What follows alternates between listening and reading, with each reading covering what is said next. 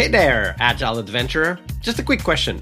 What if, for the price of a fancy coffee or half a pizza, you could unlock over 700 hours of the best Agile content on the planet? That's audio, video, e-courses, books, presentations, all that you can think of. But you can also join live calls with world-class practitioners and hang out in a flame war-free and AI slop-clean Slack with the sharpest minds in the game. Oh, and yes, you get direct access to me, Vasco, your Scrum Master Toolbox podcast. No, this is not a drill. It's the Scrum Master Toolbox membership. And it's your unfair advantage in the Agile world. So if you want to know more, go check out scrummastertoolbox.org/membership. That's scrummastertoolbox.org/membership. And check out all the goodies we have for you. Do it now. But if you're not doing it now, let's listen to the podcast. Hello, everybody. Welcome to a special episode of the Scrum Master Toolbox podcast. And joining us, tag teaming and joining us to talk about a recent book, Octopus Organization. We'll talk about more about that in a second, are Phil Le-Brun and Jana Werner. Hi, y'all. Welcome to the show. Hey, thank you for having us. Thank you. So let me introduce the topic today. In a Harvard Business Review survey of 600 plus leaders, 84% said that AI will transform their business, but only 26% believe that their organization can actually use it. Phil and Jana work inside Amazon, advising the world's biggest companies on why they're stuck. Their answer, most organizations are still running on a 100-year-old factory model. I think they're optimistic about this, but we'll talk more about that during the episode. And together they wrote the Octopus Organization, a guide to thriving in a world of continuous transformation. And oh, I wish that the CEO at one of my clients would read this book. So Phil and Jana, you worked in, have very different backgrounds, but also work together. What did each of you see across those very different worlds that made you say, we need to write this book together? Jana, let's start with you. Of course.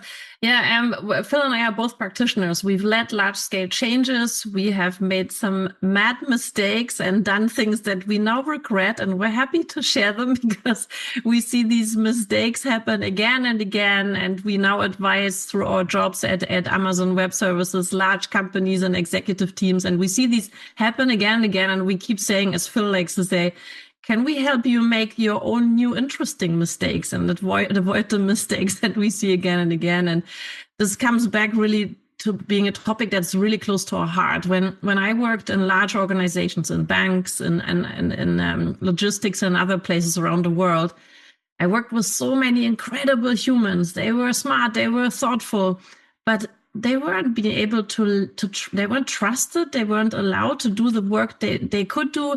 They weren't their best selves. Even I at times brought a mask and a suit to the work office and couldn't be myself, my best self. And whenever you work with these people, I managed to help turn teams that were considered underperforming to rock stars simply by listening, by giving them space and seeing these people flourish. And I find it so frustrating that we don't get to release all this wonderful potential and have a better time at work while we're at it. It can be you can get both. And I feel like we have a lot of work to do, especially now with accelerating tech change. We just need to work differently. Yeah, and accelerating it is tech change, I mean. How about you, Phil? You were international CIO of McDonald's, one of the world's biggest franchise operations, before joining Amazon, of course. What are some of the things you've seen across all of your diverse background that justify that impetus and motivation to write this book together with Jana? Well, very similar to Jana, McDonald's isn't just one of the largest franchising companies. It's one of the largest companies in the world. It's a Dow 30 component across 119 countries. And I'd been there a long time. And I actually started at the shop floor, literally when I was a kid.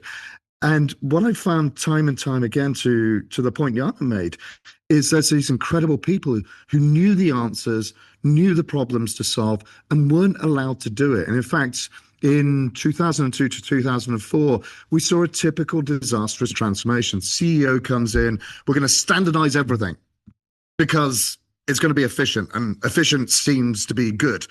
And it didn't work. And in fact, the CEO left in 2004, and it gave me an opportunity to start to tap into some of those folks much lower in the organization, myself included at that time, bring together individuals to find a common mission, which is, hey, we're all doing the same thing. We're all duplicating each other. Why don't we try and do some of this stuff together? And it started very small. And then over time, we built more and more technology. We standardized a lot of the technology across McDonald's. It enabled McDonald's to accelerate their own digital transformation. And it turned me from a typical engineering mindset. I grew up as an engineer, I was trained as an engineer, to think much more about the psychology of how do you bring people along on the journey? Because we do have incredible people in organizations if we trust them, if we're clear about the mission we want them to undertake, if we give them the coaching and support they need, and almost act as the folks who get barriers out of their way, as opposed to becoming a barrier by trying to tell them how to do the job we hired them to do in the first place. Yeah. Jana, at the HBR IdeaCast, you said organizations are still factories built on Taylor's century-old model of standardization, specialization, and of course very detailed control. That's, however, not necessarily a very easy observation or realization to get across. I mean, many leadership teams believe that they are not the ones managing their organizations like a factory.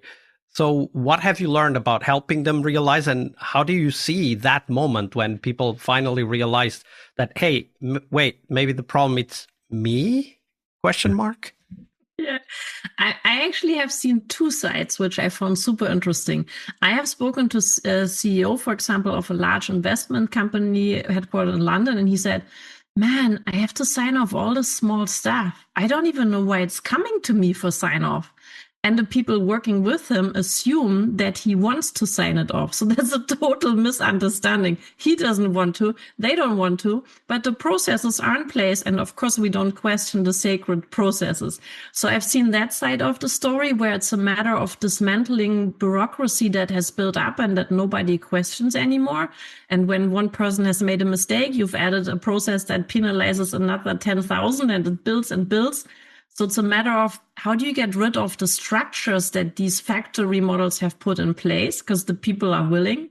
But I've also seen leaders that struggle. So I've talked to a COO of a DAX 30 company, and she said, my people don't want ownership. And I could have given her the answer, but I didn't. I spent half an hour coaching her. And then after half an hour, she finally realized there was no upside for her people taking ownership, because you could have career limiting effects if you made a mistake, if you were seen to be making a mistake or overstepping. They wouldn't even know where they could step in or what would be considered overstepping. And so these leaders are suddenly realizing, man, I want these people to do more and own more and get on and be creative and curious, but I'm actually not giving them the space to do so. And to be honest, I did that too. We are not talking from a high horse here. I had to have someone eventually in my team be brave enough and say to me, you realize you're micromanaging us. And I went, oh, no, I don't. And then, I said, not me, I don't do that. And then eventually I was able to make fun of it. And I said to them, let's do a secret sign. You scratch your ear in a meeting every time I go and micromanage you. And man, he was scratching his ear a lot.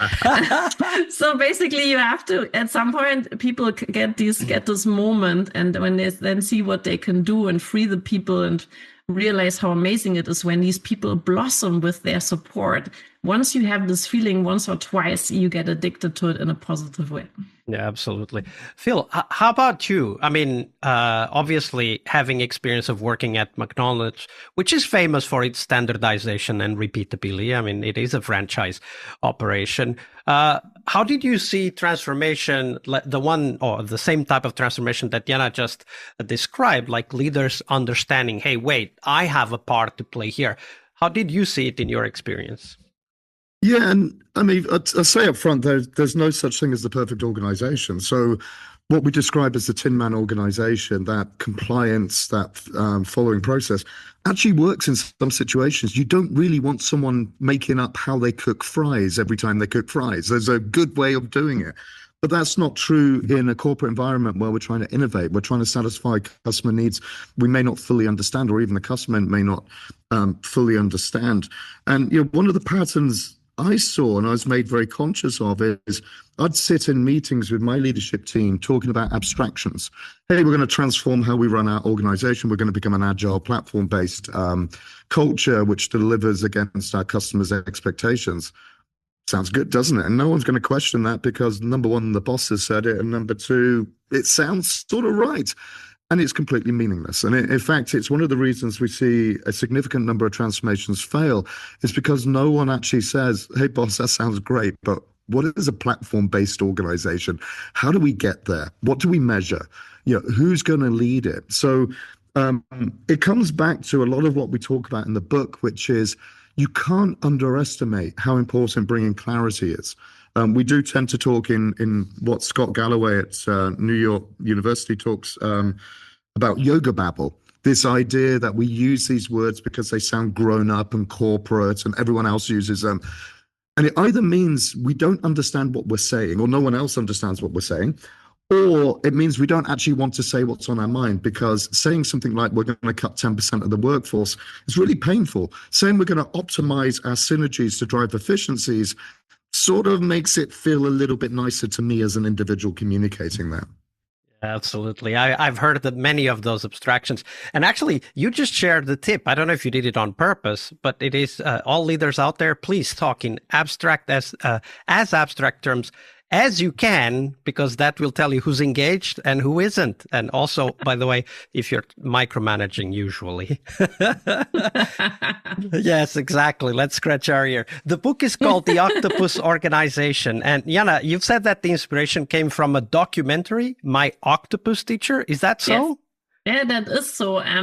It's such an incredible creature. It's absurdly sophisticated with its ability to adapt, to shapeshift, to change the texture of its skin.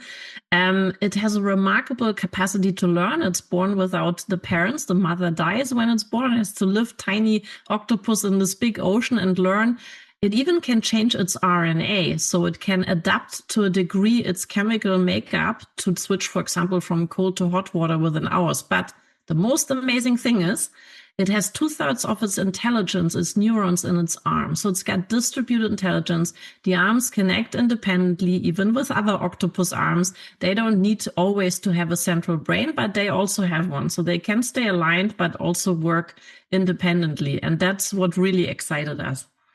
Yeah, I really like that idea of distributed cognition because Yes. at least the way I work with my teams, that I always start from the perspective that what we are trying to create is a shared understanding and then shared cognition. But it's not necessarily easy to do. So Phil, question for you.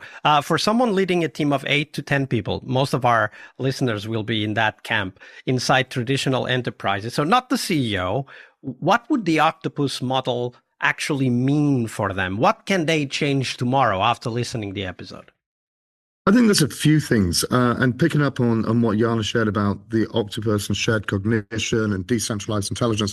Look, you want to put teams together of diverse individuals, and we talk about cognitive diversity. You want some constructive conflicts. What Linda Hill, a professor at Harvard Business School, terms creative abrasion, because that's where the magic happens. When people come at problems from different points of view, that should be embraced as opposed to having a uniformity of mindset.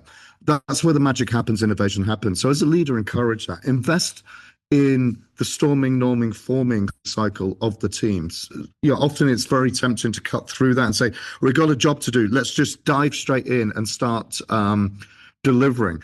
What you want in the team is the feeling of constructive conflict. I used to see this in my own teams.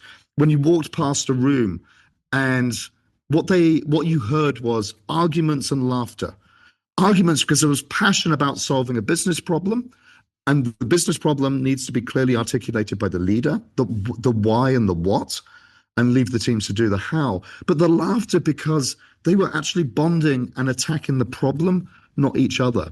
You want to encourage things like emergent thinking. Don't try and jump to the answer. Einstein said it best. If I've got an hour to solve a problem, spend the first 55 minutes really understanding what the problem is before you come up with the solution.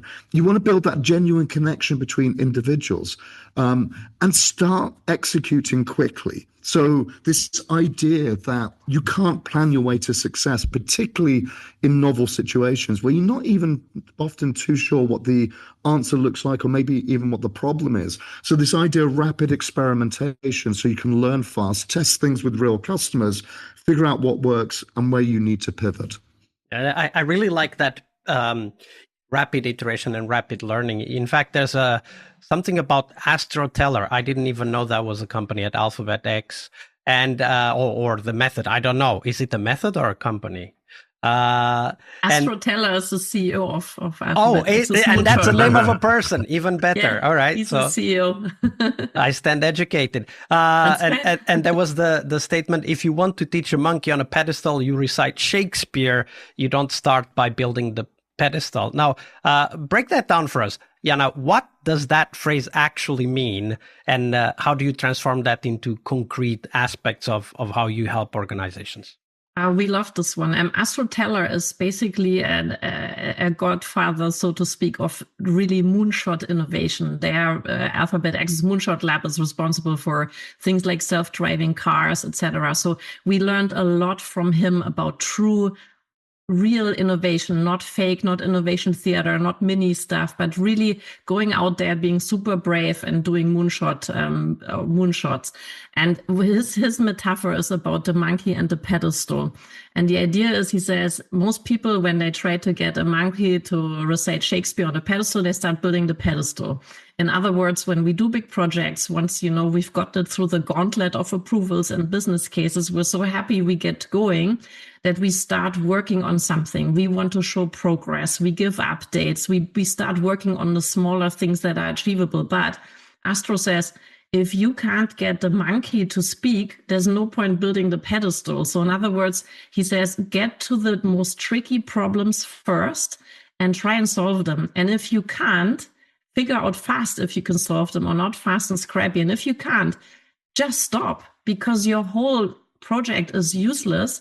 And when these passionate people that came up with a project then dispassionately tell you it's not solvable, just give them hugs, put them on a pedestal themselves, give them bonuses, because they free you up, free your resources up for something better and more important. And that's so counterintuitive in Tin Man orgs, where you want to show progress and that you're getting stuff done, but then you do all the wrong things and waste your time. Okay, well, one temptation is to say, yeah, but that's Google. They have lots of money. Nobody else would do it that way. How do you reply to that? It's not a money thing. This comes up time and time again. If you look at a lot of the organizations, even Amazon, I mean, we work in small teams, small, scrappy teams. It's let's make progress. Let's test our assumptions. Let's get something into the hands of a customer quickly. We do the same at McDonald's. I mean, before you build this beautiful handheld order-taking device, build a block of wood. See how comfortable it is for someone to hold for a long period of time. So this is this idea that you need a lot of money to test quickly is simply not true. In fact, organizations tend to waste far more money trying to plan for things they can't possibly plan for. That it's better to actually go through this experimentation cycle. Yeah, absolutely. And talking about experimentation, Phil, I believe you talk also about this idea of single-threaded leaders at Amazon. Can you describe that? Because I'm not sure people would know what that means. Well, let's start with. Can we start with a story? One of our favorite stories. So, pig and chicken walks down the road. Chicken says to pig, "Let's open a restaurant." Pig says to chicken, "Okay, what are we going to sell?" Chicken says to pig, "Ham and eggs, of course." Pig stops and says, "Hey, I need to be far more committed than you do." And the reason we tell that story is, as we know, there's lots of chickens in organizations.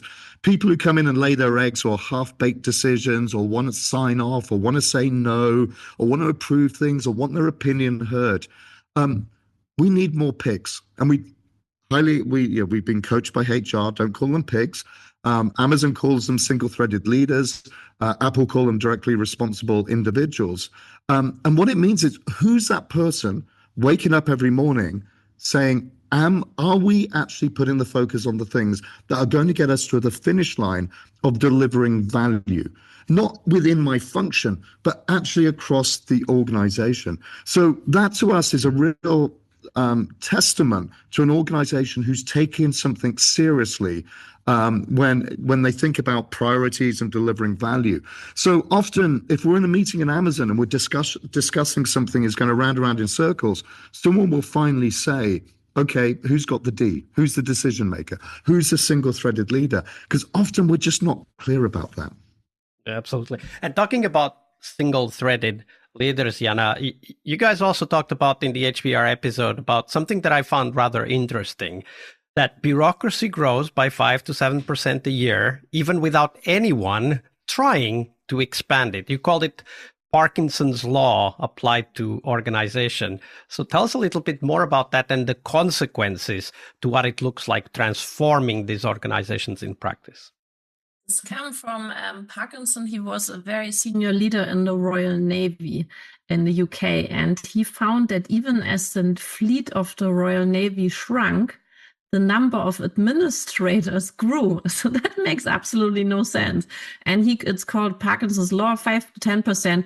It grows, literally, your bureaucracy grows while you sleep.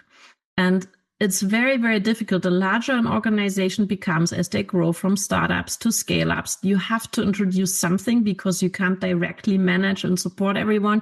You have to introduce some sort of structure, some sort of support system and processes.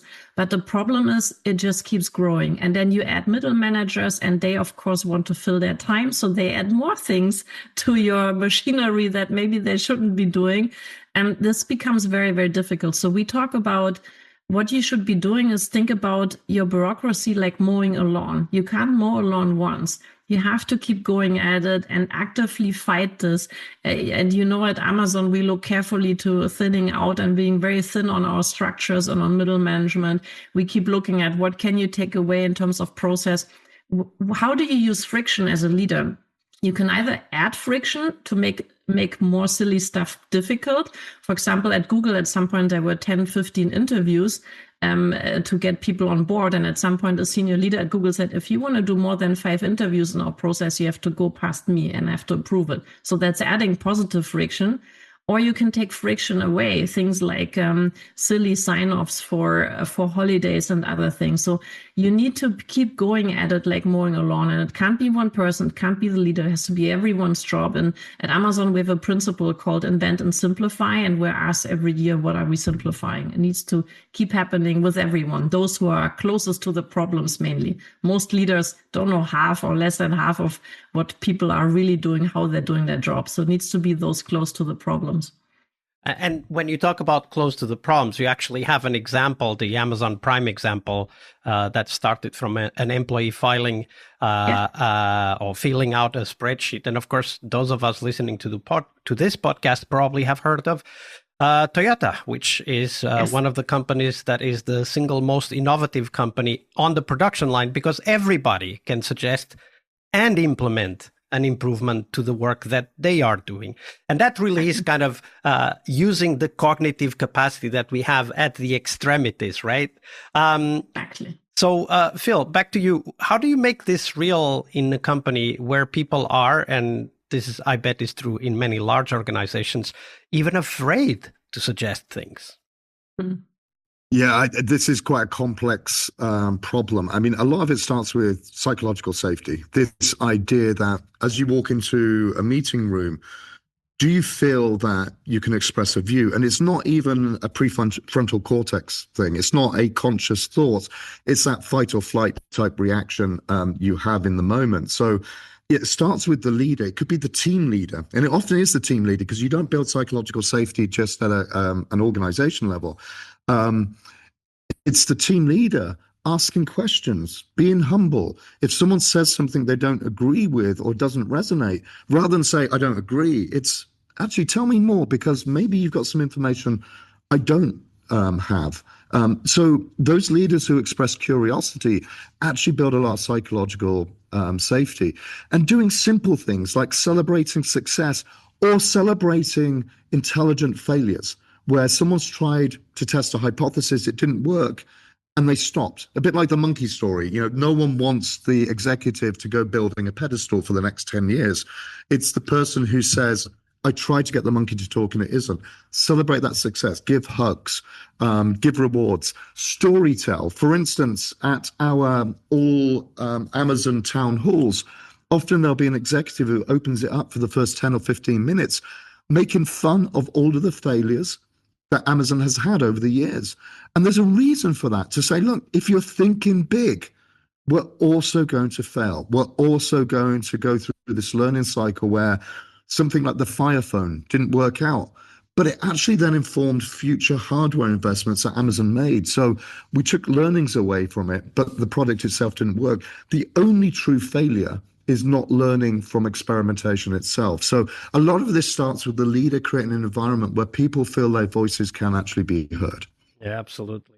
And that is how we enable and perhaps amplify that distributed cognition we were just talking about. So we're getting close to the end. Everyone, the book site is the octopusorganization.com. The link will be in the show notes for you to easily find it. But Jana, if people want to know more about you and the work that you're doing, where should they go?